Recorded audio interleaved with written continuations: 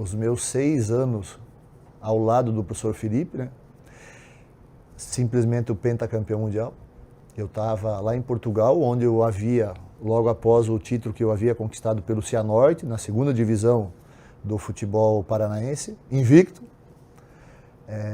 Eu estava lá em Portugal, que eu fui lá visitar o Boa Vista e o Vitória, meus 2 ex-clubes como jogadores. Sim. Como jogador, para ver o processo de treinamento dele lá, tudo assim. Eu estava lá, eu recebi um e-mail do professor Felipe me convidando para ir trabalhar com ele na Vocês China. já se conheciam? Sim, nós conhecíamos. Porque quando eu estava em Portugal como jogador do Boa Vista, o professor Felipe foi treinador da seleção portuguesa. No Palmeiras você não pega, né? Porque... Palmeiras sim. Você pega o Filipão no Palmeiras? 2012? Em 18? Depois que você sai do Caxias. 2000, quando eu cheguei no Palmeiras, ele foi pro Cruzeiro. Aí ficou o Murtosa para fazer a Copa dos Campeões. Murtosa. Aí depois o Murtosa saiu também, nós somos campeões da Copa dos Campeões, e o Murtosa também foi. Tá. Mas aí... Pô, mas aí você sai de Portugal, ele te faz o convite, vamos lá pra China, vamos ali na China. Daí eu estava lá em Portugal, retornei pro Brasil, falei com o pessoal do Cianorte, rescendi e fui pra China. Então, assim, esses 6 anos com o professor Felipe, para mim foi a minha... Tua faculdade. Minha faculdade, literalmente. Pô, eu aprendi muito com ele. Eu imagino. E aí, típico de brasileiro, colônia. E eu não tenho receio nenhuma em falar isso. Porque muitos menosprezam o professor Felipe, lembram dele por causa do 2014. Mas falamos para ele não ir, não vai, Felipe. Mas não lembram que ele foi treinador de 2002, onde tu fazia, né? Estava lá, que foi campeão invicto, com 8 vitórias.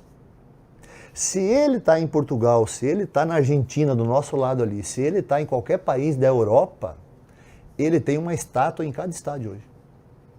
Porque é retranqueiro, porque isso, porque é ultrapassado. Não, isso, fora Portugal, entendeu? né? Então, Ele assim, só não ganha uma Eurocopa nós brasileiros, nós depreciamos o nosso produto. Muito. Sim. Nós somos brasileiros. Muito. E aí eu não estou falando Concordo só de futebol, muito. eu estou me estendendo Não, para fica todos à os vontade. setores. Mas vou falar especificamente de futebol. Nós temos um treinador, o Brasil fazem 23 anos. Vai fazer Vai pra 24, Vai fazer da 24 Copa. anos que não é campeão mundial. E o nosso último sempre tem um... É lembrado pelo 7-1. Pelo 7-1. E, perdeu, ok. Mas não é lembrado pelo pentacampeonato. Não, mas era um história. timaço. E é fácil tocar um timaço? Não. É fácil Não, tocar? você está me dando um gancho para te perguntar algumas Então coisas tem 27 sobre. títulos. Pô, 27 Pelo amor de títulos. Deus. O cara é campeão em tudo, né? Pelo amor de Deus. É brasileiro. Eu fazendo a minha lição de casa e para conversar com você, você também, apesar, e você falou agora, né, que você foi se preparar a partir de 2003, academicamente falando. 13, perdão. Academicamente falando, que você tinha o olhar de jogador, então você transformava aquilo para os jogadores, mas você ainda não se sentia completo porque faltava algo e você foi buscar o conhecimento. Eu fico me imaginando que você fez o processo, porque pelo que eu li, você trabalhou em várias divisões primeiro, você passou por várias divisões, né? Porque às vezes a gente vê treinadores já surgindo, né? Na Série B, na Série A e começa a fazer sucesso, não é demérito nenhum, ao contrário. Mas quando você faz o caminho árduo, né? De repente, a hora que você chega na posição que você está hoje, você está um pouco mais tranquilo e mais confiante, porque você já tem mais conteúdo para você passar dentro do vestiário. Você falou 6 anos com o Felipão. Eu acho que vale mais do que qualquer curso de CBF. Não tenha dúvida. Não tenha dúvida. Porque não, assim... Qualquer curso da CBF, qualquer curso da UEFA Pro, qualquer curso. Como é que era esse dia a dia com ele, Paulo? Era espetacular. Era espetacular. Nós estamos falando de um cara que te olhava, tu já sabia o que ele estava pensando. Ou o que ele estava querendo te falar. Tá pensando que um cara... de um profissional e um ser humano que quando ele entrava, né? Chegou o homem. Liderança, postura. Isso não se compra, né? Lógico também pelos títulos que ele conquistou, mas não só. pela liderança que ele exercia, que não era, por exemplo, ele gritava assim, cara, ele era um queridão, cara. Tu trabalhou com ele, pô. Eu só tenho... Paizão, meu. Ele não era um cara de impor a liderança. Mas, ô Turra, ele conquistava a liderança automaticamente. Sendo até mais específico, eu acompanhei muito vocês no Palmeiras ali, especialmente no título brasileiro 2018. E eu lembro muito de você muito atuante, né, nos treinamentos. E achava até legal isso, né? Porque o Filipão é um cara que ele não tinha essa... ele não centralizava tudo, né? Provavelmente ele era o cara, o comandante da comissão técnica, mas ele tinha os seus auxiliares ali muito competentes, né? E queria saber das funções ali, né? Qual era a liberdade que tu tinha com ele em efetivar alguns treinamentos, algumas atividades do dia a dia, e se ele era o cara da palavra final, da palestra final, como é que era essa divisão? Sim. A palavra final era dele. Calma também, né, Chico? E é assim, ó. Em 2017, meu primeiro ano com ele, em setembro de 2017, já fazia uns 8 meses que eu estava trabalhando com ele, ele me chamou no centro do gramado lá do treinamento do Guangzhou e falou assim, o que tá achando? Bem assim, o que, professor? O nosso tá comissão técnica, o trabalho. O que tá achando? Pô, eu falei, professor, pra mim é o sonho. E aí ele brincou mais um pouco e falou assim, o meu pensamento é o seguinte, tu dando ok aí com as tuas palavras, eu vou ser treinador até 2022. Após onde eu estiver, eu vou te lançar como treinador. Topa? Bem assim. Na hora, professor, tamo junto. Porra. Então a partir de hoje, porque eu também estou observando o teu trabalho, tá muito bem. Então, a partir de hoje, é o nosso acordo. Foi isso que aconteceu. Em 2022, eu saí do Atlético, ele saiu... Paranaense. Acabamos o campeonato para o brasileiro, conquistamos a vaga para a Libertadores do próximo ano, fomos vice-campeão da Libertadores de 2022.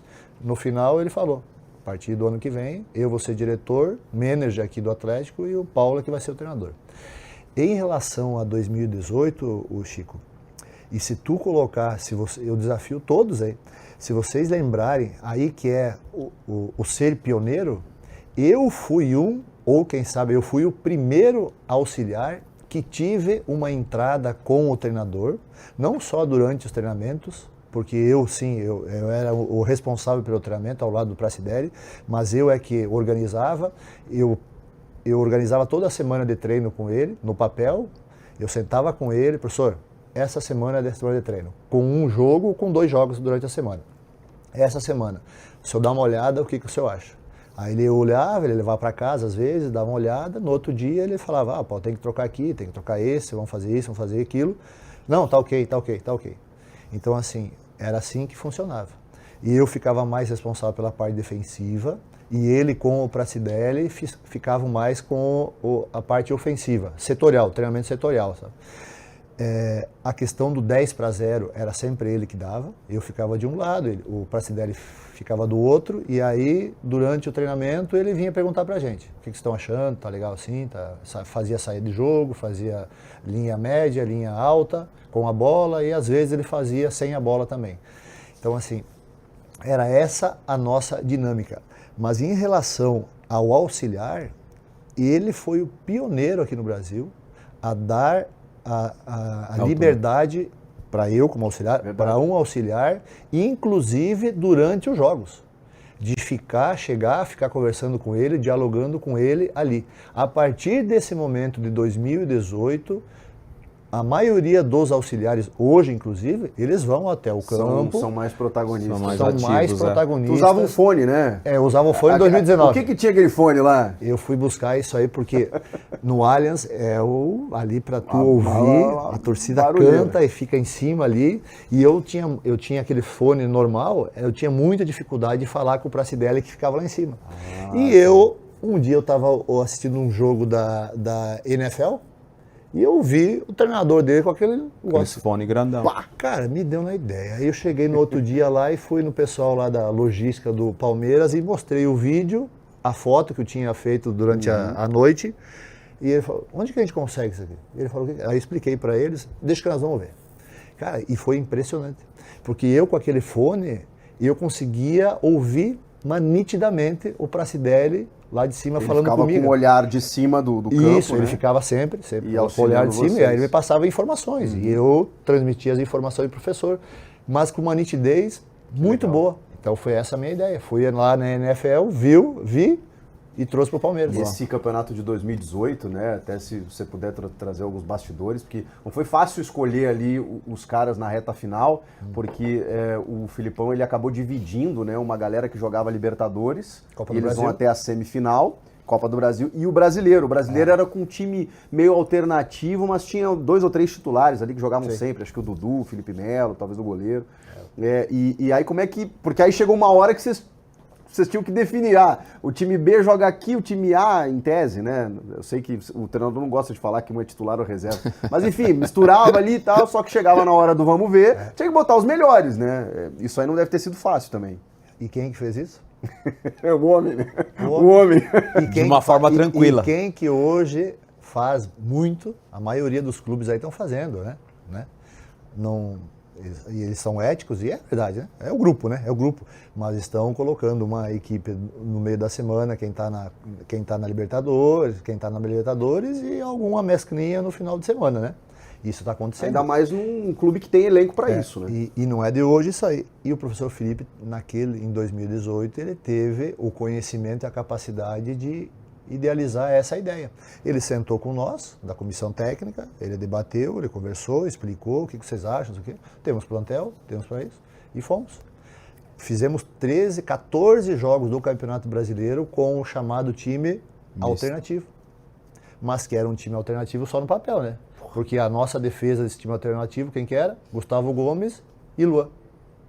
Esses caras aí depois Luan jogou fizeram muito, história no Palmeiras, né? Então, assim, e aí do meio da semana era o time que disputava as competições, a Copa do Brasil e a Libertadores. No momento que nós caímos fora da semifinal da Libertadores pro Boca e na semifinal da Copa do Brasil pro Cruzeiro, aí no final de semana tinha que escolher. Nos jogos do Brasileiro. E aí a galera que estava jogando só o brasileiro pensou, né? Moiou, né? Porque os caras que estavam jogando a Libertadores agora chegou na reta final, Acho que a pior parte de gerenciar um elenco é os caras que não jogam. Eu acho que é assim ainda, né? Mas Imagino. aí que é o peso do profissional e da pessoa.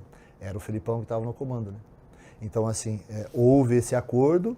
A partir desse momento, a zaga que era a do alternativo passou a ser a do principal. E esse time alternativo disputou 14 jogos do Campeonato Brasileiro, 14 jogos, ficamos invicto e entramos na briga, definitivamente, pelo título brasileirão. No momento que juntaram-se as duas equipes e formamos só uma, pronto. Acabou. Fizemos mais 11 jogos, foram 25 jogos que nós fizemos do início da nossa chegada até o final, invictos, sem perder nenhum jogo.